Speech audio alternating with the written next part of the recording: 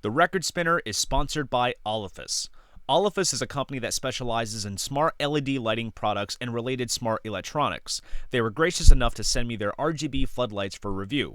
These particular lights measure out to 25 watts, which provide enough light to fill up any space where these are placed, with 4,900 creative blending colors, in addition to 20 pure colors in 6 changing modes, all of which can be controlled with the nifty 44-key remote that comes with the lights.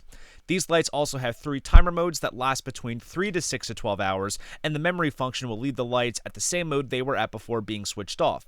While these can be used indoors for any function, they are also IP66 waterproof, sustaining any harsh weather conditions within the great outdoors.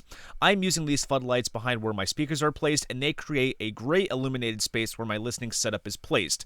The changing color modes can be utilized based on what record is spinning on my turntable at any given moment. If you are looking to illuminate your vinyl listening space or man cave, be sure to look into Olafus products.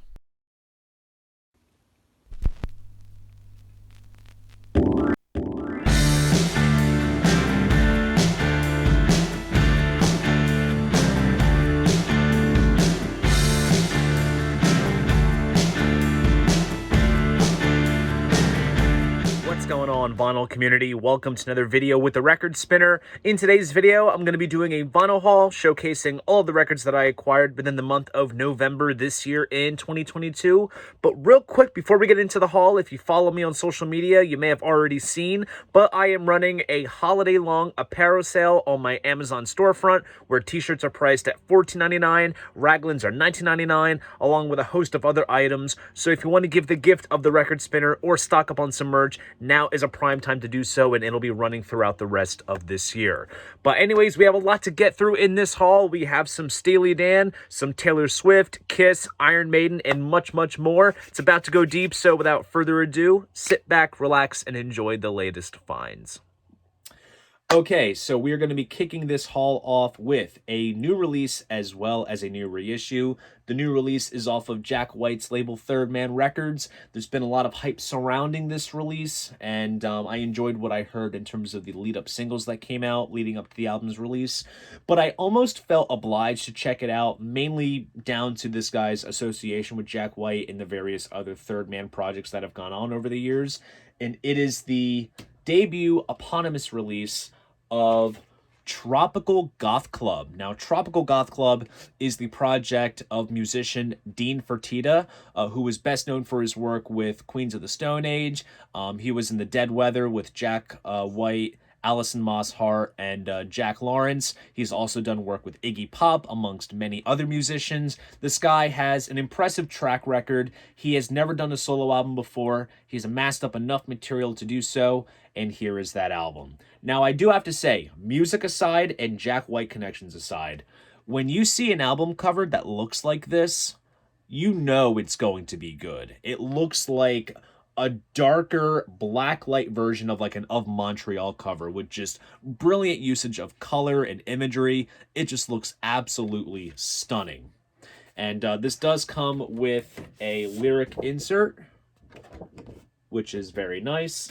And this is the independent record store pressing that's available to only mom and pop stores. And it comes pressed on Coke bottle clear vinyl. So if you're at your local record store, I suggest you pick this up for yourself. And I'm very excited to sink my teeth into this album on the old turntable.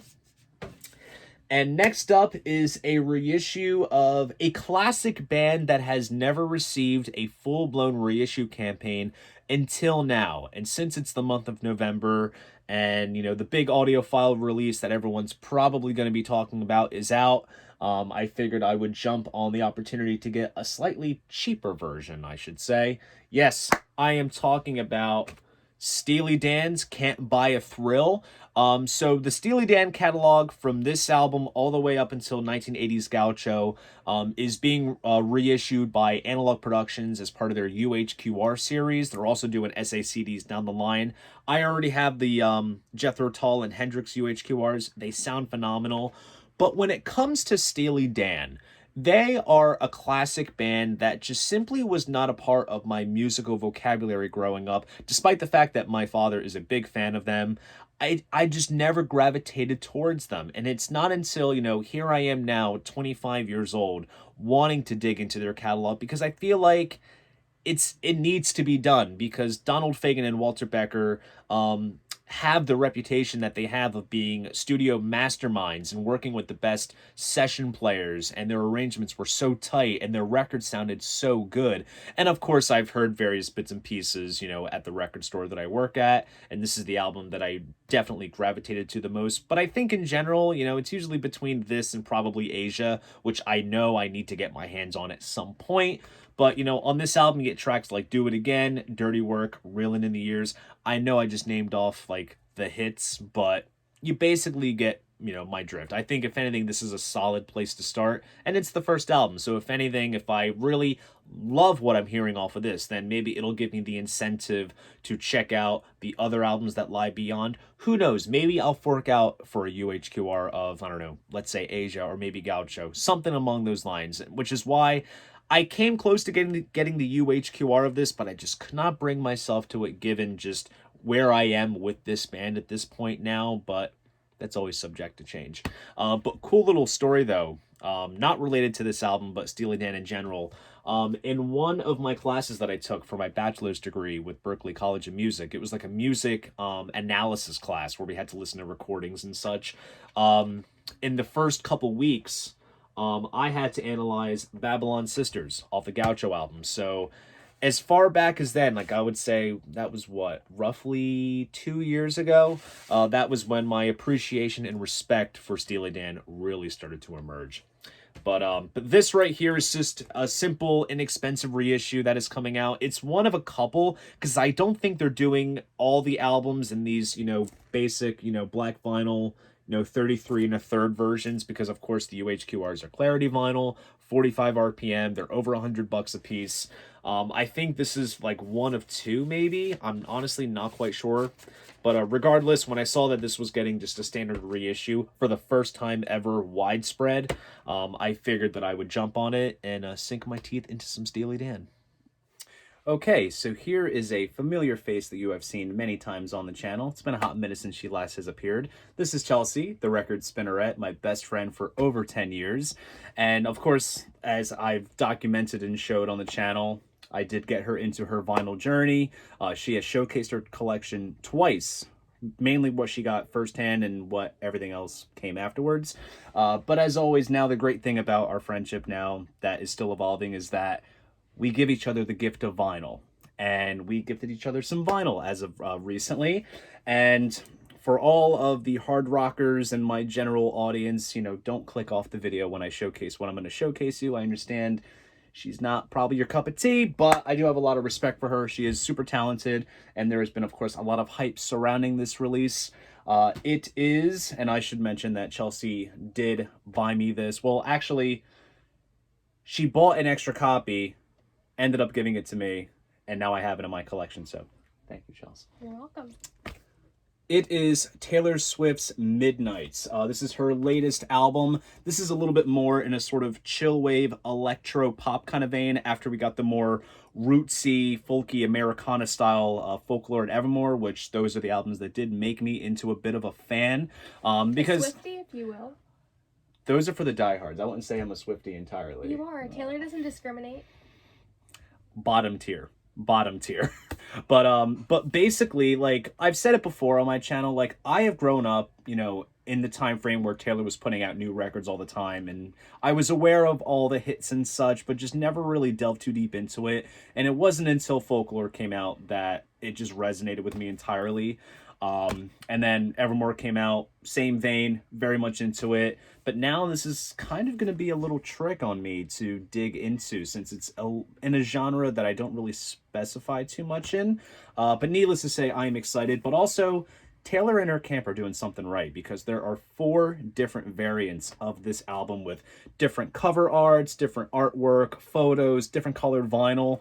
This right here, which one is this? This is the Moonstone variant, so this is kind of your traditional version. Yes. Now, the cool thing about having all 4 variants, as Dylan just mentioned, is that if you look at the back of the album, well, aside from her being beautiful, it's a quarter of a clock. So Taylor and her merch team actually sold the little wall mounts where if you have all 4 CDs or all 4 vinyl variants, you can make a clock, a functioning clock on your wall, which was really neat. And it was 4 variants on her website, and there's actually a 5th variant, which is of course the Target exclusive.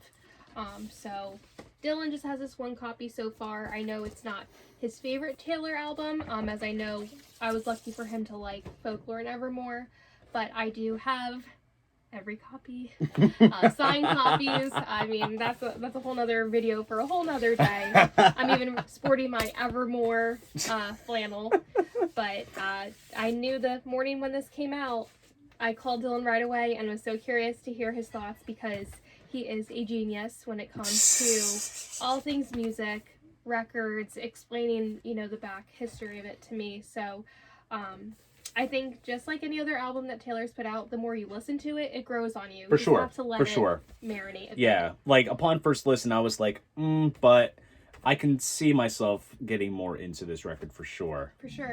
But it's not all about me.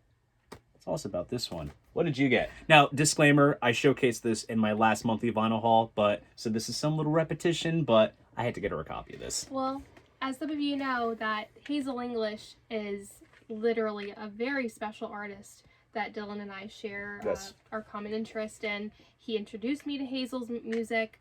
What's very, very cool about this for me, I know for some of you, you're seasoned in this, but this is my first international pressing. Yes. Right? Yes. So this is a Japanese, that's right, really cool record. I know Dylan has probably showcased this, as he said, but this is so cool for me because, again, Dylan got me into record collecting 2 Christmases ago. He got me my first little turntable, my first Taylor record, and when he got it for me, it was something I just really cherished. I never saw myself, you know, collecting records, as you all have known the story if you've seen the video, but this is something that grew on me. I enjoy collecting records, and I'm so, so happy that you thought of me to give me something so special. And it is still sealed, but as soon as we're done here, we're going to rip this bad boy open and take a listen together. But what's very cool about our friendship is that, you know, we can have different music tastes and still be able to like something that the other person listens to that we may not listen to in our typical repertoire. Broadening the palette, as they say. Yeah. And just like that, snip, snip, the hair has been cut. I gave the record spinnerette a pair of scissors, and she rid me of my dead end. So it was much, much warranted. But lately, I have been on a massive Beatles kick. This is partly to do with the Revolver box set that's come out recently. I absolutely love the remix and the session outtakes. I've also been wanting to rewatch the Get Back documentary, which does bring me back to a rather crazy time a year ago when it roughly first dropped, because when I was watching the documentary for the first time, I was nursing myself from a bout of COVID, so it was quite a grueling process getting over that, but the Beatles kind of nursed me back to health, and I was able to watch the documentary as I was getting better. But anyways, that's a whole other thing. So I decided to seek out some Beatles vinyl that was missing in my collection, and shockingly, there are still some missing pieces, as well as some things that I'm kind of curious to check out later on down the line. Whatever that is, you'll find out when that happens. But anyways, I got my hands on a Beatles record that I was kind of hoping to find when I visited the Beatles store where they do the Cirque du Soleil show, but their vinyl selection was kind of and I say that in the sense that I already had everything that they were offering at the store. But needless to say, I picked up the Yellow Submarine song tracks. So this came out back in 1999 when the film got a re-release, and this is basically a proper soundtrack to the film, because the Yellow Submarine album that we know that came out back in 1969 does have the new tracks that were featured in the film, along with some recycled tracks from previous albums, such as the title track from Revolver and All You Need Is Love, which was a single but was on the Magical Mystery Tour album. And then there was also the instrumental George Martin scores. This right here brings together all of the songs that appeared in the film from various albums. So basically it covers the period of 1965 up until 68, where you have the new songs that were done for the film. So you get Yellow Submarine, Hey Bulldog, Eleanor Rigby, Love You Too, All Together Now, Think for Yourself, Sergeant Pepper, Baby You're a Rich Man, When I'm 64, Nowhere Man, It's All Too Much. Solid collection of songs in just in general. I mean, yes, it's a soundtrack, but as a compilation, it's rather interesting. And also, all the tracks were remixed specifically for this collection, and that is an absolutely cool thing. So it's another incentive to perhaps check this out. And here is the gatefold, which has a nice sort of collage of various bits and pieces and snapshots from the film. And it also does come with a nice custom center label there, which is very cool. So I'm excited to give this a spin and also wrap my head around these remixes, because obviously the ones that I am the most fond of are the ones that have been done recently for the one compilation, the various 50th anniversary box sets and such. So to hear some late 90s remixes will be quite interesting to hear. So that's going to be good fun. But it is not just Beatles stuff that I have been immersed in. I've also been on a massive McCartney kick, and I've been listening to a lot of Wings on my my 30-minute commutes to the record store for work. And I had been watching this video that this YouTuber by the name of Elliot Roberts had done, where he ranked the entire Paul McCartney studio catalog. He is a great YouTuber, not exactly a Beatles YouTuber, but he references the Beatles a lot in his work, and I was completely engulfed in his McCartney ranking, and he spoke very highly of this particular album. It's a recent McCartney record, recent as in it came out within the last 10 years or so, and that is the new album, and this came out back in 2013, so we're just about going on 10 years. And the way that he was describing this record, you know, Giles Martin had worked with him on it, Mark Ronson, and a few other producers, and this is where we kind of see McCartney adapting some of the more, I guess, sort of modern production stylings and techniques in his work. And that is honestly such a cool thing, because McCartney is of such a stature that he could very well just reside in the area and the wheelhouse that he is most comfortable in. But he is a true artist in the sense that, you know, even some of the stuff on Egypt Station as well as McCartney 3 are still rather innovative and very of the time. And it's great that McCartney is embracing that. And the way that Elliot was talking about this album and the various sound bites that I heard in his video from this record caught my ear immediately. So I decided to pick up a copy for myself and check it out. And it does come with a cool printed inner sleeve with some photos of the man himself, along with an insert of all the lyrics. And this is the 2018 pressing that was done. And this pressing in particular is the indie exclusive pressing, which comes pressed on pink vinyl. So awesome to fill in a Beatles gap as well as beef up my still ever-growing McCartney collection. All right, guys, so here we have some exclusives from Wally World. That's right, we have some Walmart exclusives. They have been putting out some rather interesting exclusive pieces as of lately. And yes, I know there's that whole war between mom and pop record stores and big box corporate, but let's face it, if you're into collecting and there's cool colored variants, Walmart might be the way to go. They have some cool stuff every now and then. But this first one that I'm going to showcase is actually a vinyl debut release. And to my knowledge, someone can correct me out there if I'm wrong, I don't think this band has had any compilations pressed on vinyl, at least to my knowledge. So when I saw that this was coming out, I was like, yes, this is an absolutely cool piece. And Emma at 8 Vinyl Low, if you're watching this, you'll be very happy about it. Cheap Trick Authorized Greatest Hits. This compilation came out back on CD back in 2000, and it honestly features all the main essential cuts that you would come to expect out of a Cheap Trick compilation. Want You to Want Me, Ain't That a Shame, California Man, Surrender, Dream Police, If You Want My Love, that 70s song, which was, you know, the theme song to that 70s show, but it's their cover of In the Street by Big Star. The Flame is on here, Can't Stop Falling in Love. All good stuff here. 2 LP set, does come with printed inner sleeves with track by track breakdowns and credits.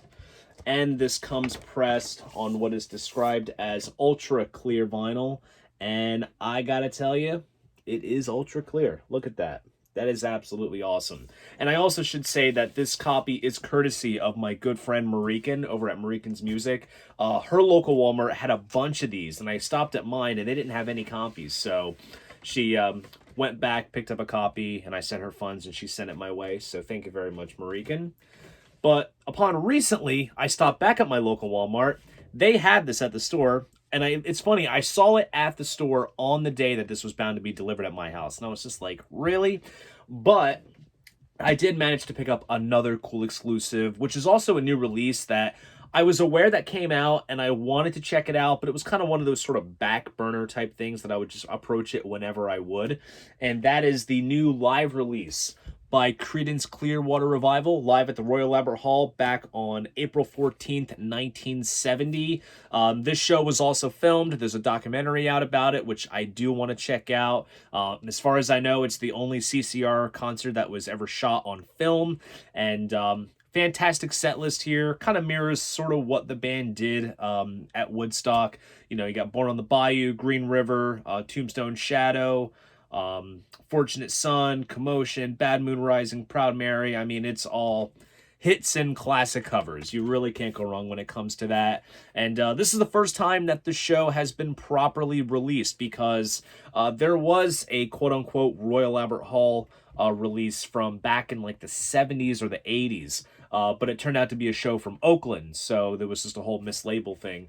But here we have, for the first time ever, the Royal Albert Hall show. And it does come in a nice printed inner sleeve, photos of the band members, various reviews and press clippings of the time. And this exclusive comes pressed on what is called Tombstone Shadow Marbled Gray vinyl, which looks absolutely awesome. There's that classic blue fantasy label. And this has been given such a beautiful treatment because the show was remixed from the multi-tracks by Giles Martin and Sam O'Kell, same guys that have been doing all the Beatles remixes. And this pressing was mastered by Miles Showell at Abbey Road, utilizing the half-speed process. So you really cannot go wrong with a release like this. But yeah, these are some of the more notable, cool Walmart exclusives that they've been putting out lately that I'm glad to have in the collection. Okay, so I had a chance to do some record shopping at some local shops, and I stopped over at my favorite, which is Sky Valley Records. I've mentioned them so many times. Picked up this album by Fuzz. This album is called Levitation Sessions. This is a live album. Ty Siegel's on drums. I've mentioned this band when I did my record store vlog in Greensburg, Pennsylvania. Kind of like a cool psych, doomy kind of band. Very Sabbathy in places. It's rather good stuff. And when I saw this record at the shop, which I had never seen before, I figured I would give this album a chance. And this is a cool indie exclusive pressing. We have some cool artwork here on the printed inner sleeve. And it comes pressed on Coke bottle clear vinyl with purple splatter, which looks absolutely awesome. And then I stopped over at Tunes, and this is where I picked up some heavy artillery. I was browsing in the new arrival section, which is where everyone should look if there is one at a record store that they encounter. And I encountered this. I had never seen this out in the wild before. I had been wanting it for a while, and when I saw it, it was just one of those things. It was like, yep, definitely taking this home with me. And that is, yes, Fly From Here, The Return Trip. So Fly From Here was an album that Yes did back in 2011. And the roots of it stem back to the drama sort of era from 1980. Jeff Downes and Trevor Horn brought in some music to work on with Yes, and they performed bits and pieces live in concert, but it never appeared on record. So flash forward, Trevor Horn is producing this album, and that music from 1980 is kind of the genesis of how this album came to be. Now, the original 2011 version has Benoit David singing lead vocals. This new Return Trip version from 2018 replaces Benoit David's vocals with Trevor Horn's vocals. So it's kind of like a drama reunion of sorts, and also a slight rewriting of history. But needless to say, this is a missing piece for my Yes collection. I would say out of their more recent records, this is one that does tend to get a lot of love, and I was just really needing a copy of it. So I finally made that happen. Nice custom center label there, and I'm excited to dig into this album for sure. And then I looked on the wall, and there were a bunch of Mobile Fidelity Sound Lab pressings, and I saw this one, and I was immediately intrigued because I had kind of had my eye on this pressing for a little while. But luckily, I am not normally this kind of customer, but I tried to talk the price down a little bit, and let's just say there was some good mojo working in my favor because I ended up paying exactly what I wanted to pay. So a little bit of negotiation, and I basically paid a very good price for this. And that is Supertramp's Breakfast in America. This is the MoFi pressing from 2017. I already had a copy of this in my collection, as I think everyone should have in their collection. But the one that I had, there was just like major emphasis on like the mid-ranges and nothing much else in the lows and highs. It was just a very kind of flat sounding pressing. So when I saw that MoFi did a pressing, I figured I would check it out at some point. And sure enough, it was a used copy. It was on the wall. I went for it. Yeah, it's DSD on vinyl, but screw it. It sounds absolutely amazing. You can't go wrong. And just a fantastic record in general. You know, logical song, the title track, Goodbye Stranger, Gone Hollywood, all amazing stuff. So glad to have this in the collection. And now we get to the hottest band in the land. Yes, you may have seen me unbox the big super duper deluxe box set of this album. Yes, I am talking about Kiss, Creatures of the Night. This album celebrated a 40th anniversary, and they did a box set for this with demos, live material, memorabilia and such, and a whole bunch of other configurations. And now there is a new vinyl pressing out there, which, as you can tell on the bottom, it is the Half Speed Remaster. So this is a Half Speed Master pressing. Comes packaged in a nice tip-on style glossy jacket, which is lovely. And you can, I don't know if you can see, but there's a little bit of embossment around the eyes, which is absolutely awesome. Nice printed inner sleeve, replicates the original perfectly. And just for the hell of it, it was mastered by Miles Showell at Abbey Road, just like they did with Destroyer last year, which was given the Half Speed box set treatment. And so, like I said, you may have already seen me unbox the Super Deluxe box set of this. If you haven't, please go ahead, check it out. I will say, though, there is a 3LP blue vinyl deluxe version that is exclusive to KissOnline.com. That is coming in. I'll probably end up showcasing that in a separate video if it comes on time, so keep your eyes peeled for that. That is on the way. And here is another album that has celebrated a 40th anniversary this year alongside Creatures of the Night. This time around, it is an expanded, slightly rejiggered reissue of Iron Maiden's Number of the Beast. Such a phenomenal heavy metal record. Bruce Dickinson joins the band as vocalist, and it is just absolutely phenomenal. But what we have here is a 3LP collection, which has the Number of the Beast album, along with the 2LP Beast over Hammersmith live show, which was filmed, and some of it was released as part of the early years DVD. And then they also released the full show audio-wise in the Eddie's Archive box set from the early 2000s. So this is the first time that it's gotten a vinyl press, and to be honest, I have been wanting a vinyl press of this show because it's absolutely phenomenal. But the packaging itself is great. Now, what they did with the album of Number of the Beast, because on side 2, there's the song Gangland, they actually swapped that with the track Total Eclipse, which was the B-side of the Run to the Hill single, and supposedly the album was meant to have Total Eclipse, but it just did not happen. So with this pressing, they took out Gangland and put in Total Eclipse, which, to be honest, I think makes the album slightly better, because Gangland, for me, just kind of was like a filler track, personally, but Total Eclipse just rocks. But this is a nice triple gatefold here. We have some new liner notes from Steve Harris, new bit of artwork design there with, actually, this appeared on a single 7-inch sleeve, and there's Eddie and the Devil battling it out on top of the Hammersmith Odeon. Nice little band collage photo there. And I'm going to showcase everything here because there's a lot to show. But here's the original back cover of the Number of the Beast album, and a great shot of the guys here. And this does come with nice custom center labels. And then once we get to the Beast over Hammersmith records, we basically kind of have like the tour program kind of remodified around. We have this sort of hexagon type design with various band photos and messages from all the band members. These are all lifted from the tour program, which I do have the Beast over Hammersmith CD from the Eddie's Archive box set. So some of these artwork designs are a bit familiar to me, but here they all there. So I am very excited to dig my way into some hard rock and metal with these fantastic 40th anniversary reissues of these classic albums, because honestly, with these two, you cannot go wrong whatsoever.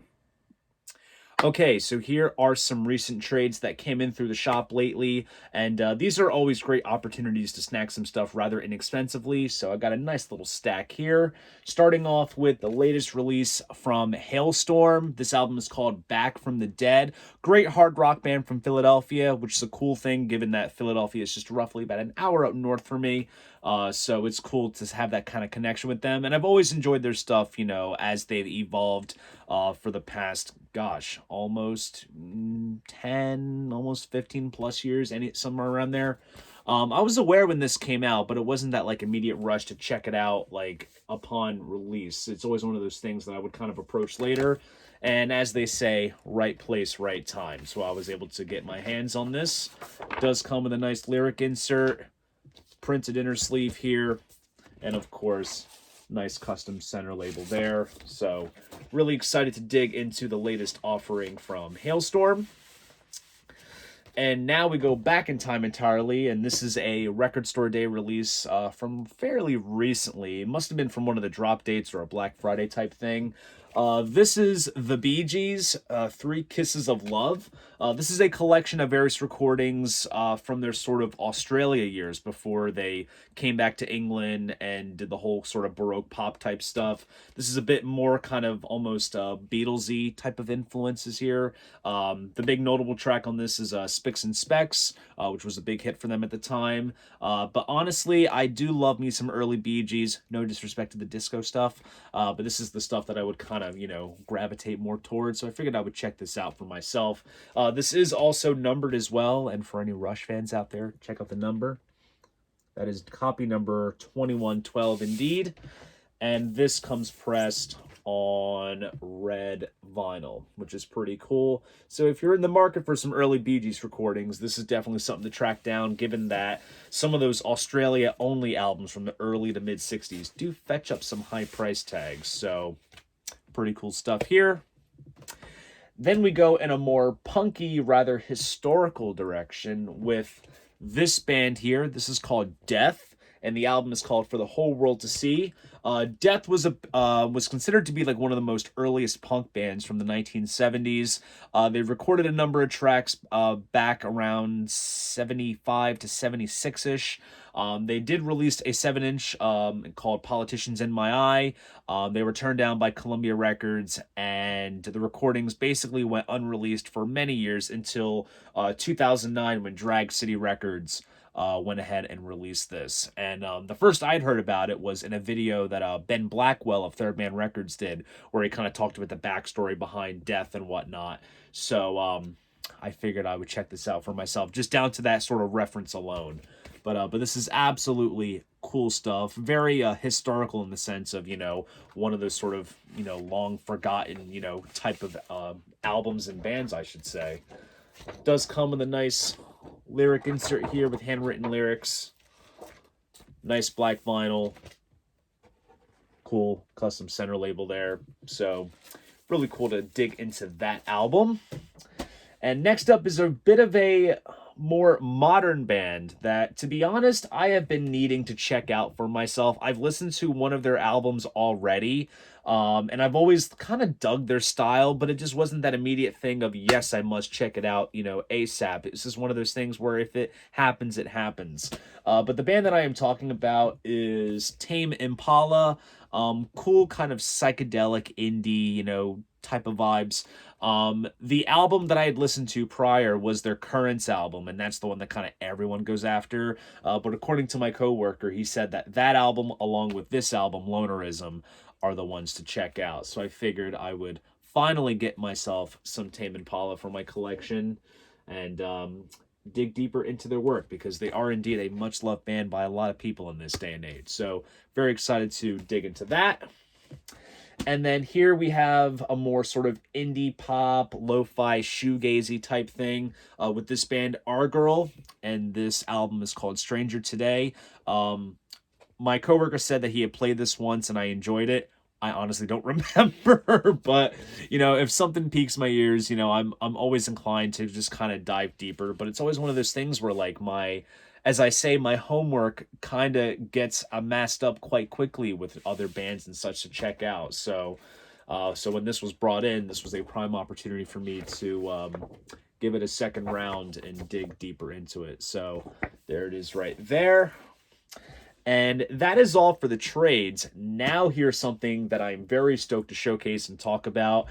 This is most likely going to be the sole release of this project called Whims.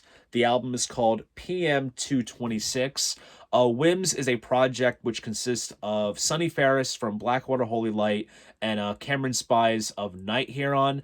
They kind of went ahead and did this album, which they describe as sludge pop, which is very dark, very ethereal, but yet very melodic. I've heard a couple of the singles that have dropped already from this, and I am absolutely loving what I'm hearing, and I'm so stoked to get my hands on this limited vinyl pressing of it. I actually did interview both Sonny and Cameron recently for VW Music, if you want to peel back and check out those interviews. But this is going to be a phenomenal, ethereal listen indeed. Comes with a nice printed inner sleeve here. And it comes pressed on very clear vinyl. You can see how clear it is right there, which is absolutely awesome. So I am excited to dig into the sole release of Whims right here. And we are going to be wrapping up this haul with a 7-inch release that I was actually quite surprised to get my hands on. It was one of those things where if I was able to, if I could snag it for a good price, I would totally go for it. But if not, I wasn't going to lose sleep. But I was very lucky. It is a 7-inch by Queen, and the song is called Face It Alone. This is a new track which stems from the sessions for The Miracle, which they did a whole deluxe box set version of that now with a whole bunch of unreleased material and DVDs and vinyl, everything.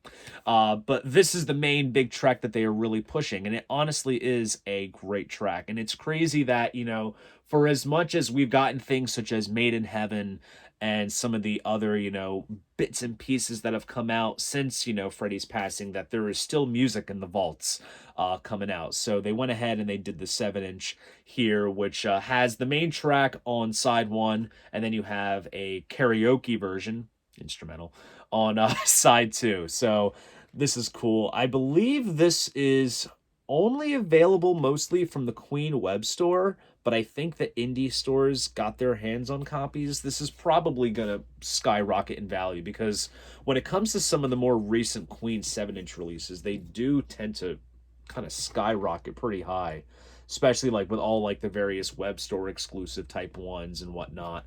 But very stoked to get my hands on this, and I am excited to check out that Miracle release. It's to be honest, given everything else that's coming out, this time of year with, Beach Boys, Kiss, and everyone else, the Queen box is on my Christmas list, so maybe I'll find out next month if I get it. But needless to say, very stoked to give the 7-inch a spin on the turntable. So there you guys go. That is my vinyl haul of all the records that I acquired within the month of November this year in 2022. If you enjoyed this video, please go ahead, give it a like, and subscribe to the channel. See you guys in the next video, and most importantly, keep the records spinning.